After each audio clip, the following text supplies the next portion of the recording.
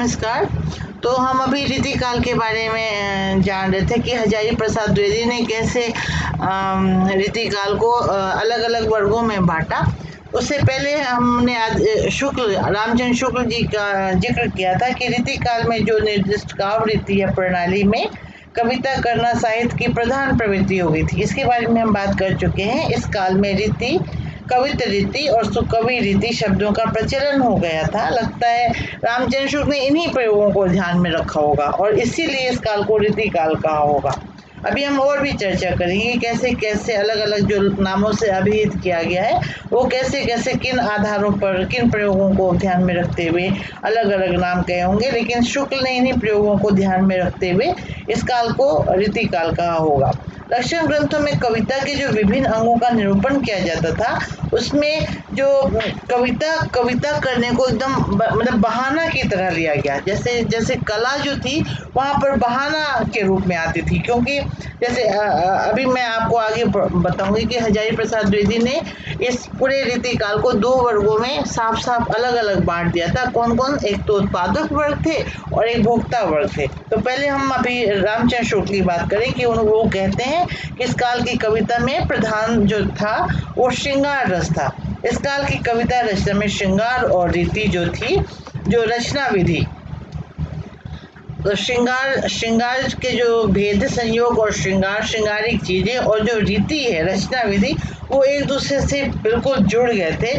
और इसे जानने के लिए हमें कुछ बातों पर ध्यान देना होगा और इन बातों पर ध्यान देने के लिए अब हम हजारी प्रसाद द्विवेदी की ओर चलते हैं। हजारी प्रसाद द्विवेदी ने कहा था कि इस समय जो आर्थिक दृष्टि से, मैंने आप लोगों को जब भक्ति काल पढ़ाया था पिछले क्लास में तो मैंने आपको बताया था कि जो आदिकाल में वीरता का भाव अधिक था, वीर गाथा काल कहा गया। इसलिए भक्ति काल का तो था ही, प्रमुख था ही, लेकिन उस समय और भी बहुत सारी ऐसी चीजें हो रही थी, ऐसे क्रांति धर्मी स्वर आ रहे थे जिसकी वजह से उसको स्वर्णयुग कहा गया। लेकिन उसके जो बहुत सारे वर्ग थे उसमें अब रीतिकाल जब आया तो हम स्पष्ट रूप से हम देख पाते हैं वहाँ कि दो वर्ग स्पष्ट विभेदीकरण हो गया। और ये दो वर्ग क्या क्या थे? एक वर्ग तो था उत्पादक, है ना, जिसमें प्रधान रूप से किसान था या किसानी से संबंध रखने वाली जातियां थी, मतलब जमीन से जुड़े हुए, उत्पादन करो और फिर पेट भरो। तो जैसे बढ़ई थे, लोहार थे, कहार थे, जुलाहा थे, इस तरह के लोग थे कि अपनी अपनी मेहनत के बल पर पैसे कमाने वाला वर्ग था। और दूसरा वर्ग कौन सा था? दूसरा वर्ग भोक्ता का वर्ग था। राजा थे, रईस थे, नवाब थे, जो पर्याप्त मूल्य देकर इन लोगों का उत्पादन लेते थे और प्रयोग करते थे। अब इन दोनों वर्गों के बीच एक और वर्ग पनपा, क्योंकि अगर आपकी आवश्यकताएं सहज और सरल रूप में पूर्ति हो जाती है तो जो स्वाभाविक इच्छा है कलाओं की वो फिर उसकी रिक्ति शुरू हो जाती है। तो समाज में, रीतिकाल के समाज में जब हम देखते हैं दो वर्ग स्पष्ट रूप से, उत्पादक वर्ग और भोक्ता वर्ग, तो इसके बीच में एक और वर्ग का धीरे धीरे हम देखते हैं कि वो पनपना शुरू होता है। और यह वर्ग था कलाकारों का, कलाओं का, चित्रकारों का, गायकों का, कलावंतों का वर्ग, जो मतलब एक तरह से उत्पन्न तो था ही उत्पादक वर्ग से होता था, लेकिन भोक्ता वर्ग की स्तुति और मनोरंजन करके जीविका का निर्वाह करता था।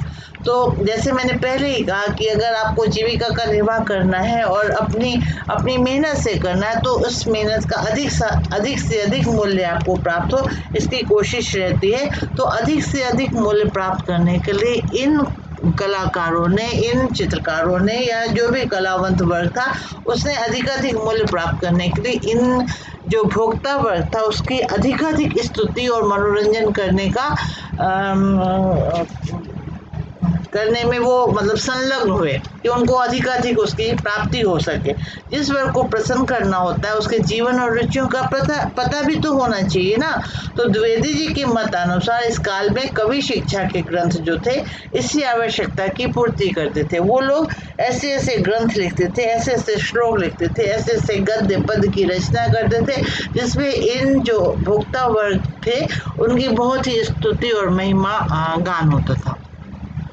संस्कृत में जो लक्षण ग्रंथ आचार्य लिखते थे वे निरूपण की प्रक्रिया में लक्षण बताकर उदाहरण के रूप में प्रसिद्ध कवियों की रचनाएं अपनी बात को माने स्पष्ट और प्रमाणित करने के लिए प्रस्तुत करने लगे। हिंदी में यह प्रवृत्ति बहुत अलग अलग रूपों में चली। मतलब यहाँ लक्षण ग्रंथों में लक्षण भी अपने और उदाहरण भी अपने ही कविताओं के होने लगे। तो लक्षण तो परंपरा से प्राप्त होते थे। तो जो भी काव्य के लक्षण थे कि संस्कृत काव्य लक्षणों से आए, तो उन सबको उन लोगों ने अपने अपने काव्य में पिरोया और अपने शब्दों में प्रस्तुत कर देता था। लेकिन ये सब जो लक्षण थे, जो कविता का जो ग्रामर था, कविता का जो व्याकरण था, वो तो उन्होंने अपनी परंपरा से लिया, संस्कृत परंपरा से लिया। लेकिन जो शब्द चयन होता था और जो भाव होते थे वो बहुत मौलिक होते थे। वो उसमें सच में प्रतिभा की जरूरत होती थी। और ये जो काव्य रचना हुई, इसीलिए रीतिकाल की जो कविता है वो बहुत मौलिक हुई, क्योंकि जो काव्य लिखने का तरीका था, काव्य लिखने का व्याकरण था, काव्य लिखने की संरचना थी, वो तो उन्होंने अपनी परंपरा से लिया, संस्कृत लक्षण ग्रंथों से लिया। अब काव्य रचने के लिए जो व्याकरण की जरूरत थी, तो पहले से जो संस्कृत के ग्रंथ हमारे यहाँ मौजूद थे उससे तो वो ले रहे थे। लेकिन जब उनको लगा कि ये कम पढ़ रहे हैं, तो इन लोगों ने लक्षण ग्रंथों की रचना भी शुरू कर दी। काव्य के व्याकरण की रचना भी इन लोगों ने शुरू कर दी। इसीलिए इस काल को मतलब लक्षण ग्रंथों के भी नाम से अभिहित किया जाता है कि इसमें बहुत सारे लक्षण ग्रंथ लिखे गए, ग्रामर लिखे गए, काव्य कैसे रचते हैं इसमें बहुत सारी बातें हुई। तो ये दो चीज़ें यहाँ पे बहुत हुई कि एक तो लक्षण ग्रंथों की रचना हुई और दूसरा जो इनकी रचनाएं थी भले ही परंपरा से हमारी जो संस्कृत के लक्षण ग्रंथों के आधार पर हुई, लेकिन उसमें जो इनका अपने राजाओं को खुश करने का, अपने जो भोक्ता वर्ग को खुश करने की जो बात होती थी, तो वो इनकी मौलिक कल्पना होती थी। इस रूप में रीति काव्य जो है बहुत ही मौलिक रचनाओं का सृजन समय भी माना गया।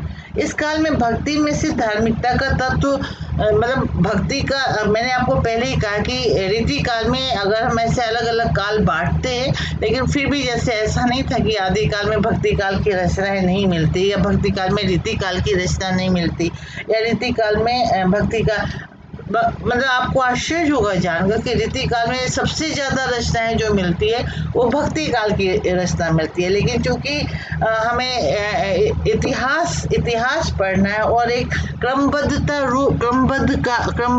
का रूप देना है, तो इसलिए हम लोगों ने इन सबको अलग अलग भागों में बांटा। और रीति काल को जब हम स्पेशल सामने रख कर पढ़ते हैं तो हम देखते हैं कि इसमें भक्ति काल की रचनाएं तो हुई ही, बहुत सारी रचनाएं हुई, लेकिन धीरे धीरे जो भक्ति भाव था वो उसकी प्रधानता कम होती गई। आप लोगों ने सुना होगा कि भक्ति जो है मतलब कृष्ण राधिका की भक्ति भी यूं तो बहाना है, एक आवरण के रूप में भक्ति आई, लेकिन एक आवरण के रूप में। वहाँ पे आवरण किसका हुआ? भक्ति का आवरण हुआ। और रचना किसकी हुई? श्रृंगार की। जब हम देखेंगे भी बहुत सारे कवियों को हम पढ़ेंगे, घनानंद को, बिहारी को और रीतिबद्ध रीतिमुक्त को, वो दोनों में अंतर पढ़ते हुए हम जानेंगे कि कैसे यहाँ भक्ति काल कैसे एक आवरण के रूप में, अगर श्रृंगारिक पूरी तरह, जैसे विद्यापति के यहाँ आदिकाल में विद्यापति के यहाँ हम देखें ना कि विद्यापति किसको नायक नायिका बनाते हैं, पूरी वो कई बार क्वेश्चन आता है, कई बार उन पर प्रश्न किए जाते हैं, संदेह के रूप में किया जाता है कि विद्यापति भक्त हैं या श्रृंगारी हैं। ऐसा प्रश्न, ऐसा संदेह क्यों उठता है? क्योंकि उनकी जो तमाम रचनाएं हैं वो श्रृंगारिक रचनाएं हैं। मतलब एक एक युवती के एक स्त्री प्रौढ़ा बनने तक की यात्रा उसमें है। वो कैसे अपनी गृहस्थी के चक्र में आती है और कैसे जो स्त्री पुरुष का मिलन होता है, सृष्टि का पूरा चक्र उसमें विद्यापति के यहाँ मौजूद है। लेकिन नायक नायिका वहाँ कौन है? वहाँ जो साधारण युवक युवती, वहाँ नायक नायिका नहीं है। वहाँ सीधे सीधे नायक नायिका कृष्ण और राधा है। कृष्ण और राधा कौन है? हमारे यहाँ भक्ति के प्रतीक है। तो इस तरह अगर हम विद्यापति को वहीं छोड़कर हम वापस रीति काल पे आते हैं तो हम देखते हैं कि भक्ति काल की रचनाएं तो यहाँ है, लेकिन भक्ति भाव जो है उसकी प्रधानता कम होती गई है। भक्ति जो मूलतः प्रेम है, धीरे धीरे लौकिक श्रृंगार में परिवर्तित होती गई है। दरबार में पहुंचकर वो तो व्यापक अर्थ में लौकिक प्रेम भी नहीं रह सकी, है ना? समझ रहे हैं? लौकिक प्रेम समझ रहे हैं ना? अलौकिक तो जैसे हमने देखा कि जैसे क्या पद्मावत में लौकिक प्रेम कैसे अलौकिकता को छूता है, वैसे यहाँ रीति काल का जो प्रेम था वो लौकिक रूप में भी नहीं रहा, है ना? उस समय हिंदी क्षेत्र में छोटे छोटे राजे नवाब थे जो केंद्रीय सत्ता द्वारा अनुशासित होते थे। वे वीर गाथा कालीन सामंतों की तरह आपस में लड़ नहीं सकते थे। वे अपने झूठे पराक्रम, दान की प्रशंसा वाली कविताएं सुनने और भोग विलास का उद्दीपन करने वाली रचनाओं में रुचि रखते थे। ऐसा काव्य दरबारी कहलाता है। मतलब वो जो आदिकाल का जो बहुत वीरता भाव था, सच में मर खप जाने का, आपस में लड़ रहे हैं, मर खप रहे हैं, वैसा भाव यहाँ पर नहीं था। भक्ति काल की क्रांति धर्मिता यहाँ नहीं थी। यहाँ एक आडंबर का, है ना, मतलब आडंबर का यहाँ पर एक संसार केंद्रित हो रहा था, जिसमें दरबार के कवियों का दरबारी था पूरी तरह। चारण काव्य शुरू हो गया था एक तरह से, कि जो राजाओं को खुश करना है और उनको भी झूठे दान का, झूठे यशोगान का बहुत ऐसी भूख थी कि कवि लोग और जो रचनाकार थे और जो कलावंत लोग थे इसका फायदा उठाते थे और खूब सारी रचनाएं करते थे। इसीलिए इसको एक तरह से मतलब दरबारी रचनाएं भी कही गई। मतलब ये पूरा काव्य है ना, दरबारी काव्य हुआ, जो आश्रयदाताओं की रुचि को ध्यान में रखकर उनकी कृपा प्राप्त करने के लिए रचा गया था। दरबारी कविता में एक रचना तो होती ही है, उसमें प्रधानता मुक्तक ही रचने का अवकाश होता है, क्योंकि कवियों में आश्रयदाता को तत्काल प्रसन्न करना है, तत्काल उनसे मुद्राएं लेनी है, उनसे तत्काल उनसे आभूषण लेने हैं, इसलिए तुरंत चमत्कार प्रियता। मतलब ये नहीं कि जैसे काव्य या कविता या साहित्य का गुण क्या होता है, एक गूंगे का गुण होता है कि आप पढ़ रहे हो और उसके बाद कितने दिनों बाद आपकी ज़िंदगी में वो उतरता है, धीरे धीरे आपको उसके स्वाद का पता होता है, धीरे धीरे आपको उसके विस्तार और उसकी गहनता का पता होता है। लेकिन यहाँ पर ये तो चक्कर ही नहीं था। यहाँ पे तुरंत चूंकि उनको मूल्य प्राप्ति की होड़ थी आपस में, इसलिए चमत्कार प्रियता यहाँ बहुत होने लगी उनके काव्यों में, अलंकारिकता आने लगी, अतिशयोक्ति आई। मतलब ये सब दरबारी कविता की प्रवृत्ति बन गई। शिवाजी, छत्रसाल जैसे आश्रयदाता पराक्रमी तो थे ही, भूषण की कविताएं भी मतलब श्रृंगार नहीं थी, वीर रसात्मक ही थी, लेकिन सब इस तरह की दरबारी कविता के अंतर्गत ही आई गई। लेकिन यह समझना भूल होगी कि इस काल की सभी रचनाएं दरबारी हैं। एक्चुअली दरबारीपन का विरोध भी इस काल की कविता में हमें मिलता है।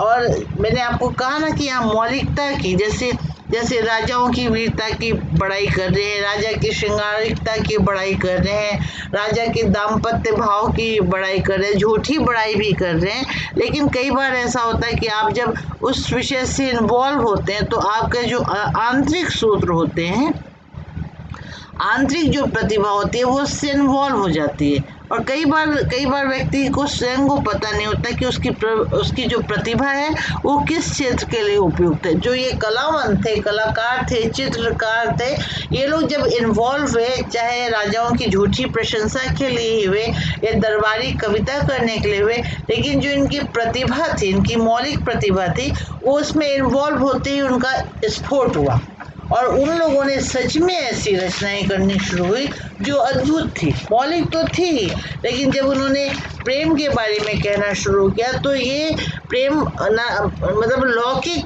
जैसे हम कहते हैं कि रीतिकाल में लौकिक प्रेम था, तो ये हम घनानंद को देखकर और इस तरह बिहारी के प्रेम को देखकर हम चकित रह जाते हैं कि कितना मतलब कितना सूक्ष्म इसमें प्रेम निवेदन है और प्रेम के कई कई कई छटाओं का इसमें कैसे इतना चित्रण हो सका। ये रीतिकाल को बहुत ही समृद्ध काव्य रचनाओं से युक्त बनाता है। रीतिकाल में प्राकृत अपभ्रंश की शुद्ध अलौकिक काव्य धारा फिर से प्रवाहित होती दिखाई पड़ती है। जैसे गाथा सप्तशती, आर्य सप्तशती जैसी मनोहारी सामान्य गृहस्थ जीवन की श्रृंगारिक रचनाएं तो थी ही, रीतिकालीन रचनाओं में खूब मिलती है। इनमें लोक जीवन में व्याप्त पारिवारिक प्रेम, मिलन, विरह आदि की भी मार्मिक अभिव्यक्ति हुई है, क्योंकि वो लोग कर ही रहे थे। जो भोक्ता वर्ग के बारे में जो वो लोग रचनाएं करते थे उससे इन्वॉल्व हो जाते थे, और उसके बाद जो सचमुच का ये सब भाव था, ये तो मनुष्य का और जीवन का प्राकृतिक भाव है ही। अगर आप झूठे भी इससे इन्वॉल्व हो रहे हैं, वो देर तक आपका पीछा करता है और आपकी जो प्रतिभा है वो इससे अलग नहीं हो सकती है। तो उसके बाद जो मौलिकता का जो मैंने आपको कहा स्फोट होता है, उससे जो रचनाएं निकली उसमें बहुत सारे, जैसे पारिवारिक प्रेम भी निकला, उसमें मिलन भी निकला, उसमें विरह भी निकला, इस सब की बहुत सारी मार्मिक अभिव्यक्तियां हुई। तो रीतिकाल ऐसे सरस मुक्तकों की दृष्टि से हिंदी का सर्वाधिक संपन्न काल माना जाता है। ठीक है, समझिए। मैंने बार कहा है कि इस काल में साथ ही साथ भक्ति काव्य भी रचा जाता रहा है, और रीतिकालीन भक्ति काल से पूर्व मध्यकालीन भक्ति काव्य की मतलब उस तरह की क्रांति धर्मिता नहीं है, मतलब दरबारीपन है इसमें। इसकी वजह से थोड़ा सा धूमिल है इसमें मतलब आप अगर कहें कि जैसे कबीर थे, सूर थे, जायसी है, तुलसी की व्यापकता, उस तरह की जो भक्ति काल के बहुत जैसे ना सूर तुलसी ससी कहा गया, तो अगर आप वैसी व्यापकता ढूंढें और वैसी गहराई ढूंढें तो आपको कठिनाई होगी। लेकिन इसकी रीतिकाल की कविताओं में जो मार्मिकता है, जो अलग अलग भाव है, वो मुझे तो लगता है कई स्थानों में ये भक्ति काल को भी काफी अतिक्रमण करती है। उसमें संसार के, जीवन के और प्रेम के और बहुत तरह के ऐसे भाव हैं जो रीतिकाल को किसी भी तरह के केंद्रीभूत, अभी जब हम आधुनिक काल में जाएंगे तो आप देखेंगे कि वहाँ सबसे ज्यादा जो विकेंद्रीकरण और बहुत बाद में जब हम उत्तर आधुनिक युग में जाएंगे और देरिदा का डिकंस्ट्रक्शन वगैरह पढ़ेंगे तो हम देखेंगे कि विकेंद्रीकरण कितना महत्वपूर्ण है। तो रीतिकाल में अगर हम इस दृष्टि से इसको पढ़ें कि वहाँ जो केंद्रीयता की बात होती है, जैसे हम भक्ति काल के सूर, तुलसी और जायसी वगैरह को पढ़ा है हमने, तो वैसी जो वो सघनता भक्ति काल की रीतिकाल में धूमिल होती है, क्योंकि वहाँ दरबारीपन है, वहाँ भोक्ता को खुश करने की प्रवृत्ति है, लेकिन उसके बावजूद कोई किसी तरह का दबाव नहीं है। इस दबाव मुक्त से जो मन के जो तरह तरह के भाव है वो किस तरह अभिव्यंजना लेते हैं और किस तरह इस जीवन और सृष्टि को बहुत सुंदर बनाने में योगदान देते हैं, जीवन को सुंदर करते हैं, समृद्ध करते हैं और बहुआयामी, है ना, ये बहुआयामी शब्द जो है कलाओं के लिए, वो रीतिकाल का सबसे समृद्ध शब्द है, सबसे सुंदर शब्द है और सबसे सशक्त करने वाला शब्द है रीतिकाल को। ये बहुआयामी प्रतिभाएं, बहुआयामी काव्य की छटाएं, बहुआयामी कलाकारी, बहुआयामी जो जिसको हम कहेंगे, जिसको हम अगर हम पाश्चात्य शास्त्र के शब्दों में कहें कि अरस्तु का जो अनुकरण सिद्धांत है, प्रकृति का जो अनुकरण है, वो कितने विराट स्वरूप में ये रीतिकाल में आता है। ये रीतिकाल का बहुत सशक्त स्वर है, इसकी ओर जरूर हमें ध्यान देना होगा।